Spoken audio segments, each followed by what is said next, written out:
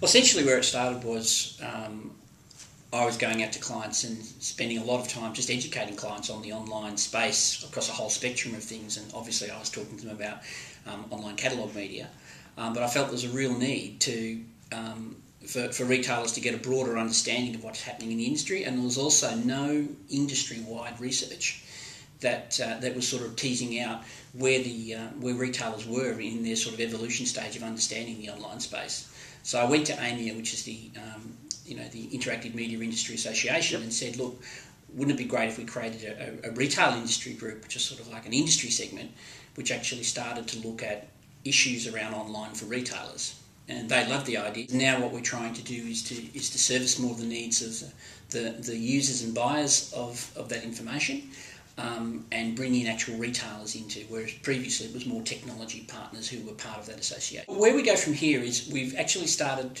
from a really good spot that we've now created a start point benchmark piece of research that's talking about what retailers think. That's the first stage. The second stage is for us to go out and do some consumer research and have an industry perspective that's unbiased with regard to how consumers are integrating with online, and to be able to show retailers, and the focus of the research will be how people are using the web to help assist purchases. Mm-hmm. And so it'll be more broad than just looking at shopping behaviour. It'll be looking at browsing behaviour, it'll be looking at how people search, how people find products, and how that ultimately ends up in purchase either in-store or online. By doing benchmarks, it allows retailers to say, well, are we above or below the benchmark in terms of investment levels, and in terms of the type of strategies that we're employing to address this space? And then we think that's the most effective way, and according to our research, that's what retailers are really interested in. Where are they vis-a-vis their competition and other categories in terms of their involvement in the space? We have an industry committee, and we have already on the committee, we have a number of retailers on the committee, so we're not just all supply-based members. So we've got retailers on the core committee so that we make sure that we're addressing the full needs and not becoming too internally focused as to the outcomes. But any retailer that wants to get involved can do a number of things. One, if they want to contribute to the committee, we're certainly very happy for retailers to ask to become members on the committee. But probably the most useful way is to actually become a member of AIMIA and subscribe to the Retail Industry Group section of AIMIA, and with that they will get access to free events that we run in the space, plus access to all the research, and indeed also access to international case studies. Okay, well, if we talk about online retail and we talk about the use of the internet for retailing, two separate things. Online retailing is still relatively young.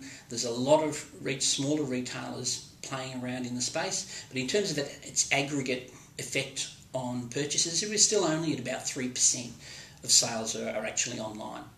That compares to the US at about 6%, and they estimate that they'll only grow to about 8% over the next 5 years. So even though it's e-tail, it's only going to present a proportion of the whole retail expenditure. Mm-hmm. So in Australia we're fairly young, and for most of the large retailers, they are spending a lot of time learning about this space now, and we will see over the next year as this research bore out that about 58% of people who were surveyed will be establishing online commerce businesses within the next 12 months. So that's a major trend in terms of the activity in the space. But overall, as its effect on purchases, it's still about 3%, and about, as we know, about half of all of those purchases are going offshore anyway. Yeah, I think it's still very embryonic, particularly at the larger end of town for most retailers. Lots of small retailers have involved themselves in search and, to a lesser extent, email marketing and SEO to date, and are now broadening that focus and sort of understanding that online is a place where you engage with people. And it's not just about making a sale, it's actually, can you influence behaviour? And a lot of that behaviour can be influenced by reaching people online that actually end up in offline traffic. Mm-hmm. And we're finding that retailers are now starting to engage and understand that, and starting to look at things like our business, which is online catalogues, but also looking more broadly at different ways they can use the media for customer service, for getting engagement with customers and developing loyalty programs as well. Well, one of the key insights was in terms of the people that we asked, and they talked about this in terms of priorities for the business. Now, it doesn't mean necessarily in what they're going to expend on, but it means in terms of what they felt was important. It was interesting that a lot of the retailers felt that email marketing and SEO planning, was even more important than traditional marketing. Mm-hmm. That was a pretty amazing finding, which shows you within marketing departments, there's this sort of thirst for knowledge. But what we also found was it tends to be in two different camps.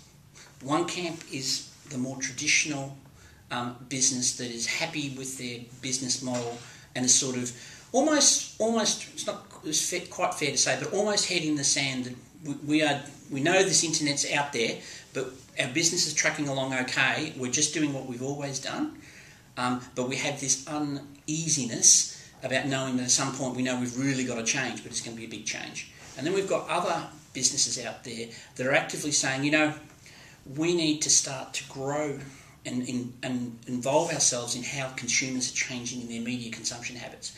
And what we're finding is those companies are changing more fundamentally. So they're putting the right people in place. They're setting up individual divisions to start to look at this area, whether it be sales, or whether it be operations, or whether it be marketing.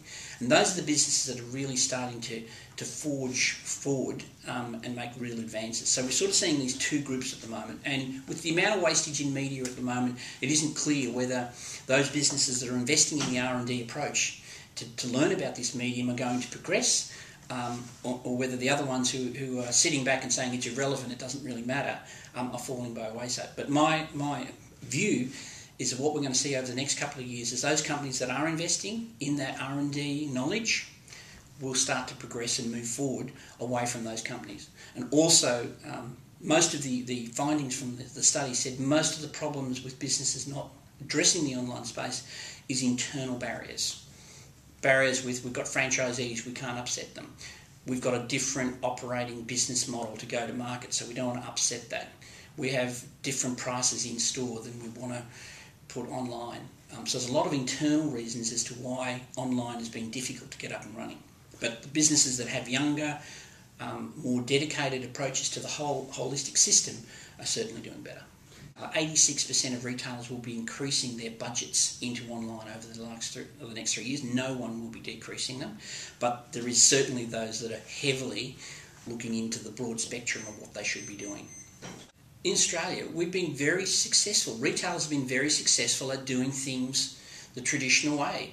Advertise, set up stores, drive people to stores, everyone's happy. It's a model that's worked so successfully, and because of our geographics, it's worked extremely well in this country because our population, I think there's something like 75% of our population is within 20 minutes of a Westfield shopping centre.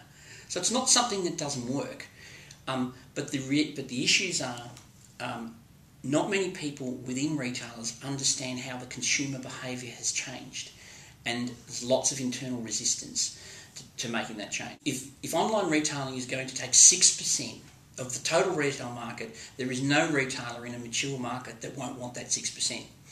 So every retailer worth their salt is going to have an e-commerce operation and will have to work through all of the logistics of franchises and buyers as to how that comes together. And that's going to be the challenge. One of the other significant challenges that came out of the research was there's just no people. Now, there just isn't enough talent in Australia, which is one of the things that AIMIA can really assist with going forward, is finding people and educating people about this whole space.